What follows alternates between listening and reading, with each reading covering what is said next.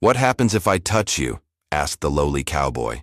The giant Apache woman smiled back. Gideon Nash had no idea why those words left his mouth. He was supposed to be grateful, quiet, maybe even apologetic. She had just saved his life from 3 armed men who would have left him bleeding in the dust. But standing there in that secluded canyon, where his horse kept stepping nervously, and even the wind seemed to hold still, something made him speak words that should have gotten him killed. She towered over him by at least a foot, this woman who moved with the grace of a predator and struck faster than a rattlesnake. Her dark hair was braided with small bones and feathers, her buckskin dress revealing arms that could probably snap his neck without effort. Her smile was the kind that dangerous women wore when they held all the power, but her eyes studied him with an intensity that made his skin burn.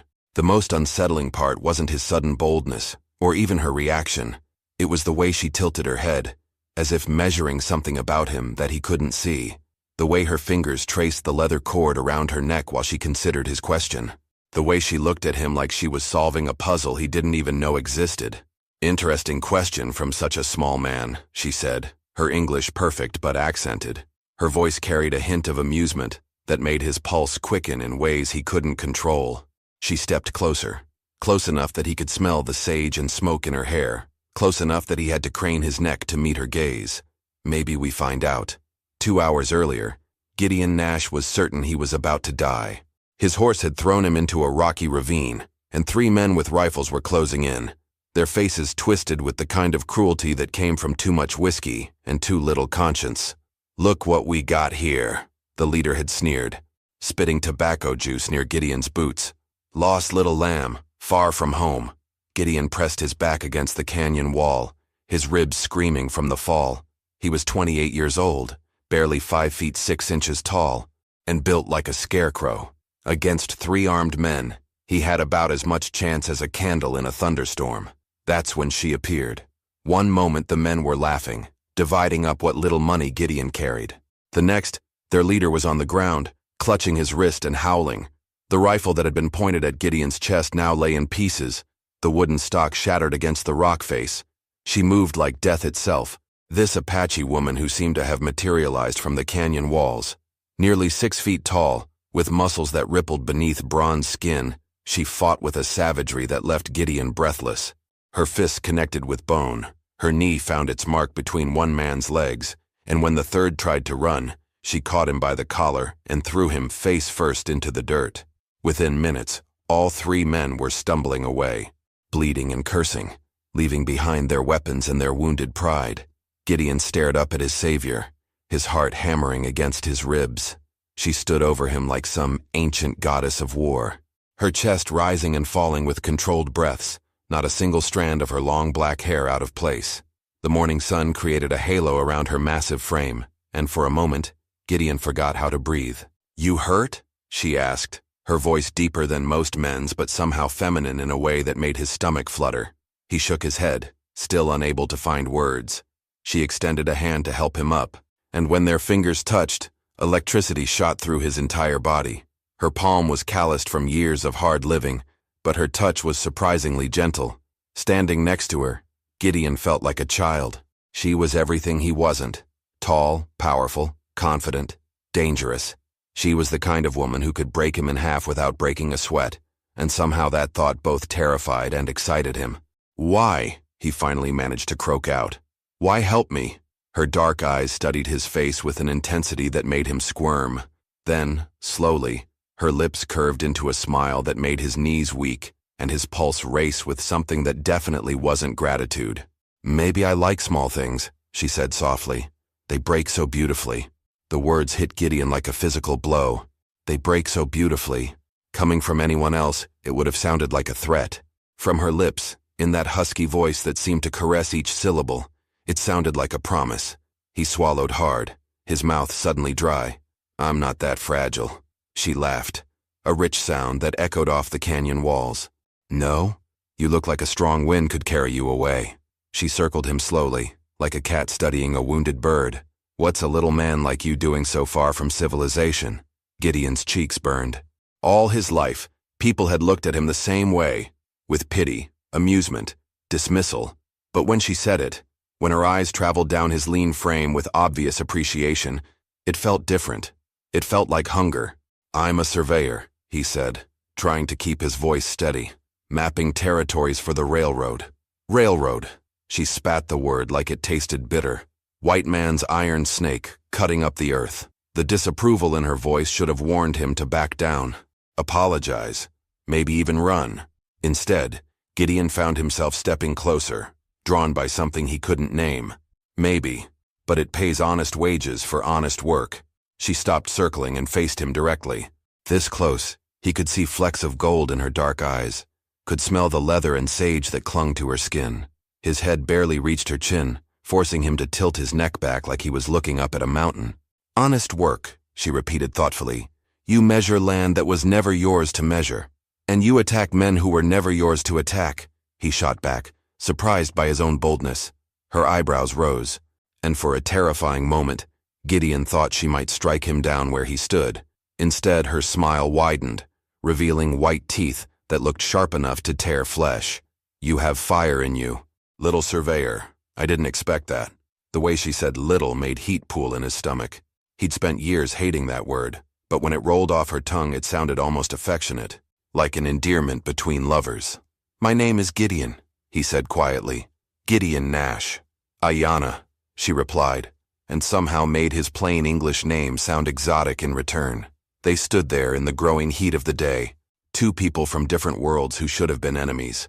The silence stretched between them, thick with possibility and danger. Finally, Gideon's courage, or perhaps his stupidity, reached its breaking point. The question tumbled from his lips before he could stop it. "What happens if I touch you?" Ayanna's smile didn't waver, but something shifted in her eyes, something predatory and wild that made every nerve in his body come alive. "Interesting question," she murmured, stepping close enough that her body heat radiated against his skin. "Maybe we should find out." But before either of them could move, the sound of approaching horses echoed through the canyon. Multiple riders moving fast and with purpose. Ayanna's expression instantly hardened. "You need to leave, now." Gideon's blood turned to ice at the urgency in Ayanna's voice. The approaching hoofbeats grew louder, echoing off the canyon walls like thunder. But instead of running, he found himself stepping closer to her, close enough to see the genuine concern flickering in her dark eyes. "Who are they?" he whispered. "Men who would rather see me dead than breathing," she replied, her hand moving instinctively to the knife at her belt. "And they wouldn't hesitate to hurt you for being with me." The word "with" hung in the air between them, loaded with implications that made Gideon's heart race. Were they together? Was that what this was becoming? "I'm not leaving you to face them alone," he said, surprising himself with the firmness in his voice. Ayanna's eyes widened slightly. "You barely survived 3 drunken fools and now you want to fight real killers? I want to protect you." The words were out before he could stop them, and immediately he felt foolish. What protection could he possibly offer this warrior goddess who had just saved his life? But something in his declaration seemed to touch her, because her expression softened. "Little surveyor with big heart," she murmured. And this time the word little sounded tender rather than dismissive. The hoofbeats were close now, maybe 50 yards away. Ayanna grabbed Gideon's hand and pulled him toward a narrow crevice in the canyon wall. Her palm was warm and strong against his, and even in their desperate situation, the contact sent electricity up his arm. They squeezed into the hiding spot just as 5 riders rounded the bend. Gideon pressed his back against the cold stone, acutely aware of Ayanna's body heat beside him in the cramped space. Her shoulder pressed against his chest, her hair tickled his cheek, and he could feel her controlled breathing against his neck.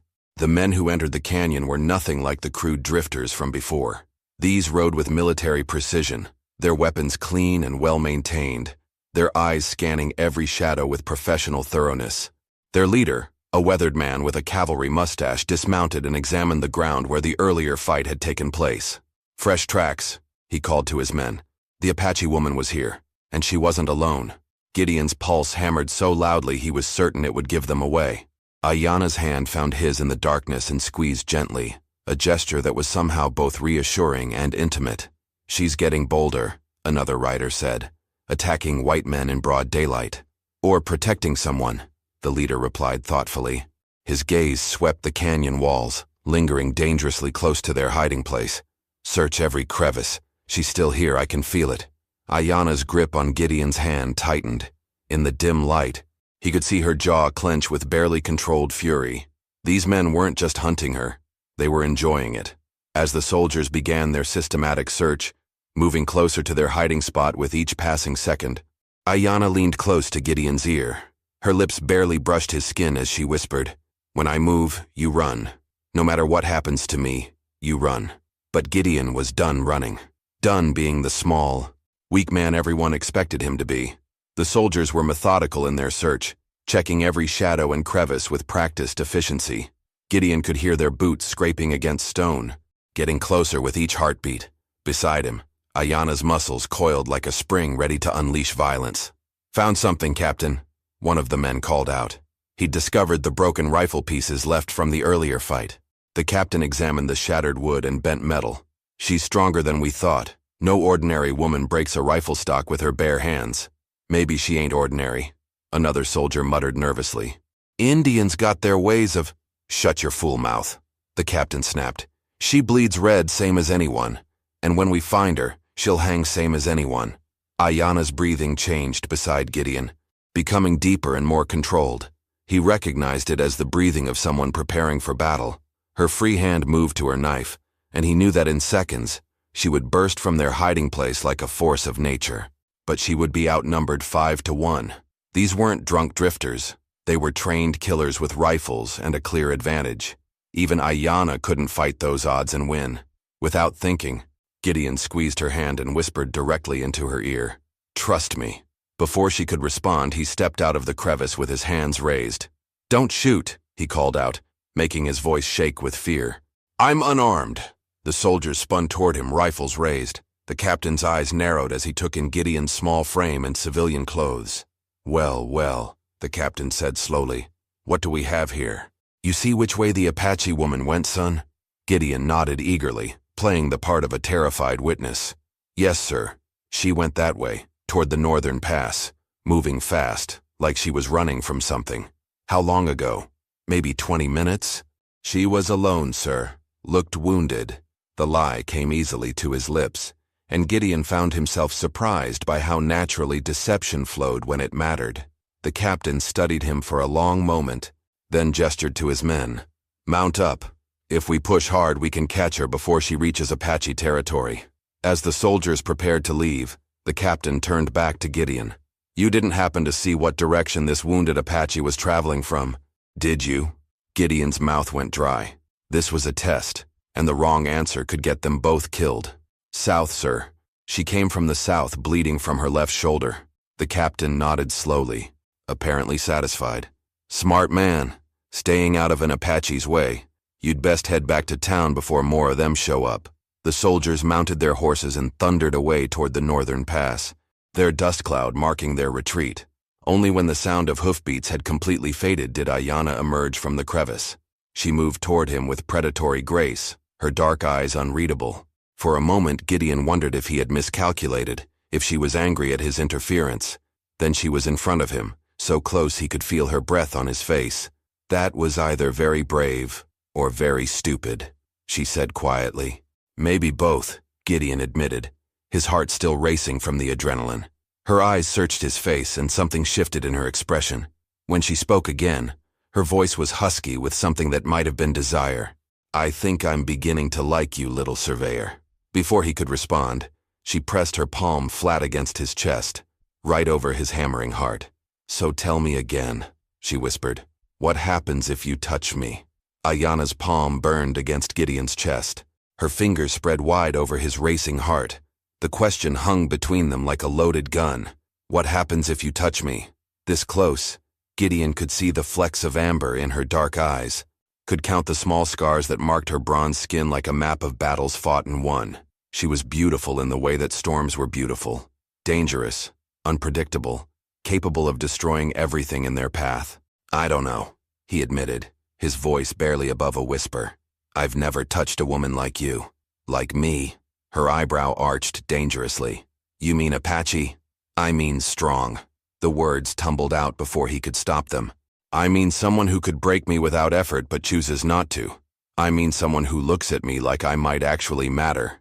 Something shifted in her expression, the predatory edge softening into something more complex. Her thumb traced small circles against his chest, and Gideon felt his knees grow weak. "You think I would hurt you?" she asked quietly. "I think you could. That's what makes this terrifying." "And exciting?" Gideon swallowed hard. "Yes." Ayanna studied his face for a long moment, then slowly began to lower her hand. But before she could pull away, Gideon caught her wrist. Her skin was warm and smooth beneath his fingers, her pulse strong and steady. "Don't," he said. "Don't pull away. Careful, little surveyor. You don't know what you're asking for." But Gideon was tired of being careful, tired of being the small, forgettable man who never took risks, never reached for anything beyond his grasp. With deliberate slowness, he lifted his free hand and traced the line of her jaw with his fingertips. Ayanna's breath caught. Her skin was incredibly soft, a stark contrast to the steel-hard muscles beneath.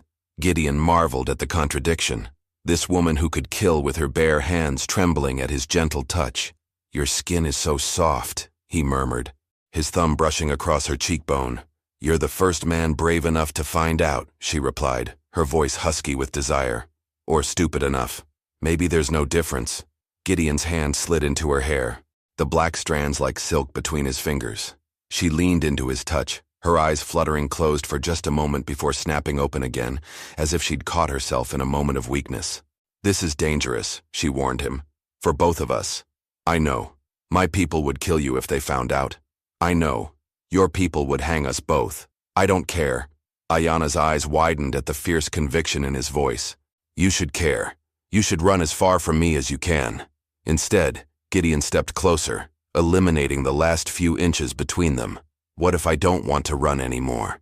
Before she could answer, the distant sound of shouting echoed through the canyon, male voices calling her name but not in English, Apache voices, and they were getting closer. Ayanna's entire body went rigid. "My brother," she whispered, her face going pale. "He's found me." The Apache voices grew louder, accompanied by the sound of unshod horses moving through the canyon with practiced stealth. Ayanna immediately stepped away from Gideon, but not before he saw the fear flash across her features. Not fear of physical danger, but something deeper and more complex. "Hide," she commanded, her voice suddenly cold and distant. "If they see you with me." "No." Gideon's voice was steady, surprising them both. "I'm done hiding. You don't understand. My brother Dakota leads our war party. He's sworn to kill any white man who touches Apache women. Has he kept that promise before?" The dark look that crossed her face was answer enough. Gideon felt his stomach turn, but he didn't back down. "Then why are you here alone? Why aren't you with them?" Ayanna's jaw tightened. "Because I refuse to be their weapon anymore. They want me to seduce white soldiers, learn their secrets, then watch as my brother cuts their throats." The revelation hit Gideon like a physical blow. "How many?" "Too many." Her voice was barely audible. "I told them I was done. That's why they're hunting me." The pieces clicked into place in Gideon's mind. The soldiers earlier, they weren't just hunting any Apache. They were hunting you specifically. I killed their captain's brother. He was... She closed her eyes, as if trying to block out a memory. "He was not a good man, but his death started a war between my people and the cavalry. Blood for blood, endlessly." The Apache voices were closer now, maybe 200 yards away. Gideon could make out individual words, though he didn't understand their meaning. The tone was urgent, searching. "So you're caught between two armies," he said quietly. "Your own people who want to use you, and the white soldiers who want to hang you. Now you understand why touching me is dangerous. Why you should run." Instead, Gideon reached for her hand. This time she didn't pull away, but her fingers were tense in his grasp. "What if there was a third option?" he asked. "There is no third option. This is how the world works. The world is bigger than this canyon, bigger than this territory." Ayanna stared at him as if he'd spoken in a foreign language. "You're talking about running away. Together. I'm talking about choosing our own path instead of letting others choose it for us." For a moment, hope flickered in her dark eyes. Then reality crashed back down, and she shook her head. "You don't know what you're asking. I've done terrible things, Gideon. Things that would make you sick if you knew. I don't care about your past. You would care. You should care." The Apache voices were now close enough that Gideon could hear individual footsteps. 3 riders, moving with the confidence of men on familiar ground. Ayanna looked toward the sound, then back at Gideon. When she spoke, her voice carried a weight of finality that made his blood run cold. "If you truly want to touch me, little surveyor, you'll have to prove you can protect me first.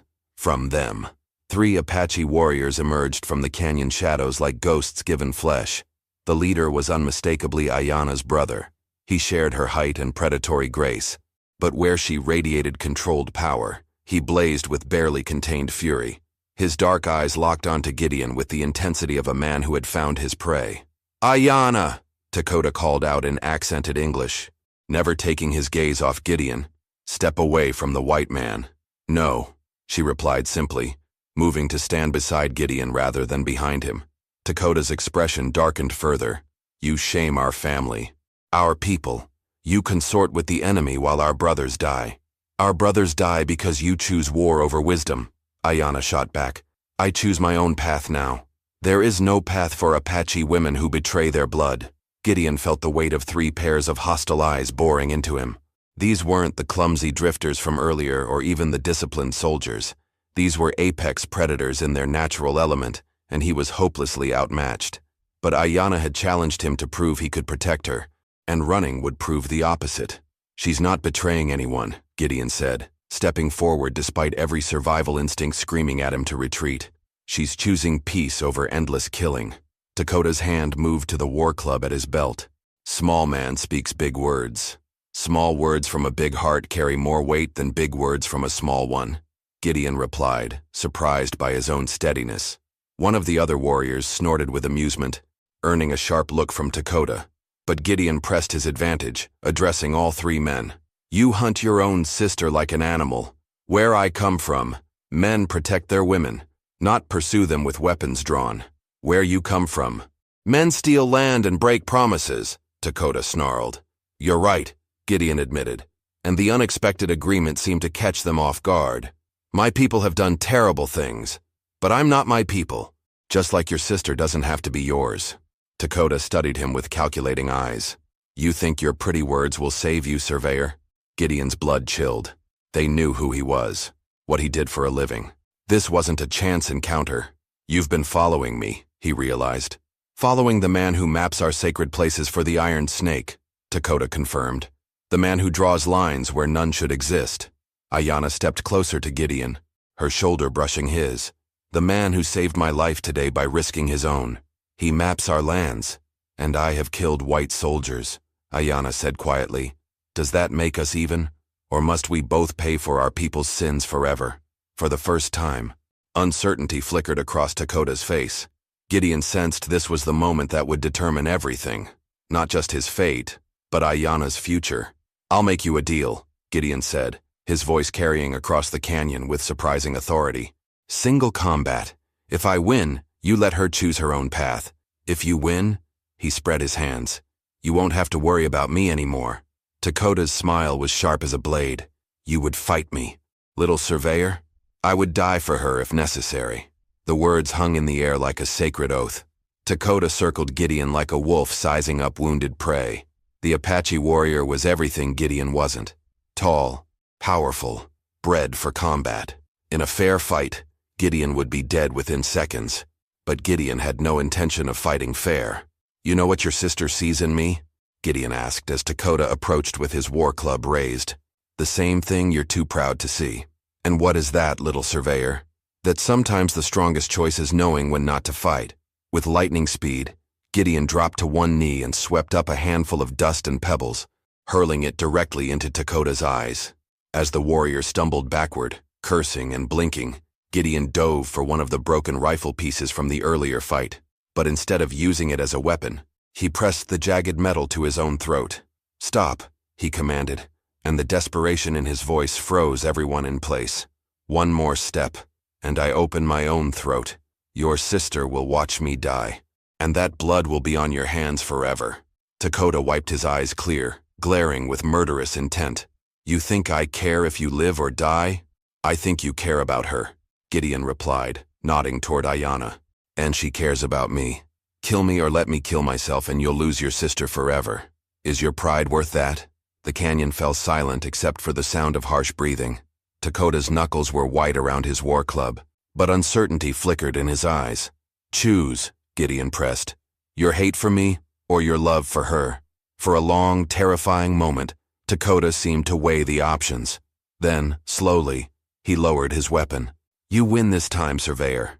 But if you betray her trust, if you bring soldiers to our lands, I will find you." "I understand." Dakota mounted his horse with fluid grace. "Sister," he said to Ayanna in Apache, his tone gentler now. Then in English, "Choose wisely." The three warriors disappeared as quietly as they had arrived, leaving Gideon and Ayanna alone in the gathering dusk. Gideon's hand shook as he dropped the rifle fragment, adrenaline still coursing through his veins. Ayanna approached him slowly, her dark eyes luminous in the fading light. "That was the bravest thing I've ever seen a man do." "It was the stupidest thing I've ever done," Gideon admitted. "Maybe they're the same thing." She reached out and touched his cheek, her palm warm against his skin. "You asked me what would happen if you touched me. Now I have a question for you." "What? What happens when I touch you?" Before he could answer, her lips found his in a kiss that tasted of freedom and possibility, and the promise of tomorrow. Her arms encircled him, pulling him against her powerful frame, and for the first time in his life, Gideon felt truly safe. When they finally broke apart, both breathing hard, Ayanna smiled, not the predatory grin he'd seen before, but something softer and infinitely more dangerous. "So," she whispered against his ear, "ready to see what happens when we touch each other?" 3 months later, a surveyor named Gideon Nash and an Apache woman called Anna settled in a small town in California, where no one asked too many questions about the past. They built a life together based on the simple truth that love doesn't recognize borders, and sometimes the most unlikely pairs create the strongest bonds. And every night, when she held him close, Gideon marveled at how perfectly they fit together, the giant and the small man who had been brave enough to ask what would happen if he touched her. If you enjoyed this story, click the video on your screen now to watch another unforgettable tale, where destiny and courage collide in ways you never expected. Don't forget to subscribe and consider a super chat to help us keep bringing you more stories like these. Your support means everything to us.